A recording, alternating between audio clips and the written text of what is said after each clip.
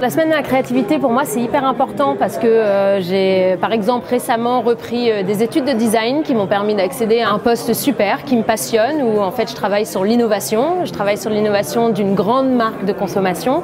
Et en fait, l'innovation, pour moi, c'est pas juste en fait la question de réinventer ou d'inventer ou de nouveauté. C'est aussi une question sociale de comment est-ce qu'on diffuse en fait une innovation, comment est-ce qu'on diffuse les choses et en fait comment est-ce que les choses se diffusent d'une culture à une autre, d'un territoire à une autre. Et en fait, ça, c'est une question de gens.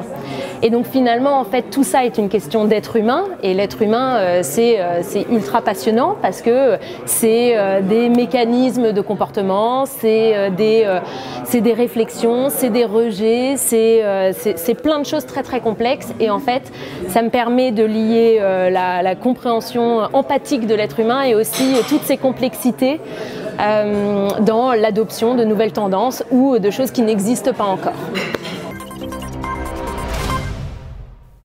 Mon conseil pour les étudiants, à mon avis, c'est de garder l'esprit ouvert déjà et surtout en fait de cultiver leurs différences. J'estime que dans l'innovation aujourd'hui, en fait, ce qu'on essaye de faire, c'est identifier les différences pour en faire une norme et donc finalement de tout le temps se focaliser sur les gens qui sont normaux, entre guillemets. En fait, on n'arrive à jamais rien créer et en fait, on crée avec la différence et du coup, c'est hyper important que tout le monde garde son unicité. Justement, ma thématique, c'est identifier les clients qui n'existent pas encore. Alors évidemment, je ne suis pas une magicienne, je n'identifie pas des clients qui n'existent pas encore, mais je dirais plutôt que j'arrive à voir, ou en tout cas mon travail, c'est d'analyser les comportements pour essayer d'identifier en fait des comportements qui ne sont pas encore éveillés chez des gens qui existent réellement et de réussir en fait à comprendre ces comportements pour mieux cerner ses clients et du coup les rendre early adopters, comme on dit, d'innovation et de les faire coller et adopter des choses qui viennent de s'inventer.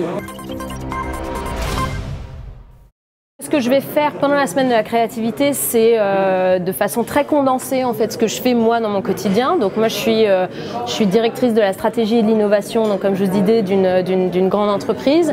Et en fait j'utilise beaucoup de techniques de design, donc le design thinking comme on le connaît et dont on entend parler très souvent. En fait qui est un processus auquel il faut faire confiance. C'est un processus avec plein de différentes étapes. Et dans ce processus, on arrive à passer par une phase d'analyse, à la compréhension en fait de cibles potentielles, mais aussi au potentiel d'un projet et de les unir ensemble pour ensuite trouver des idées qui arrivent à nourrir en fait ce potentiel.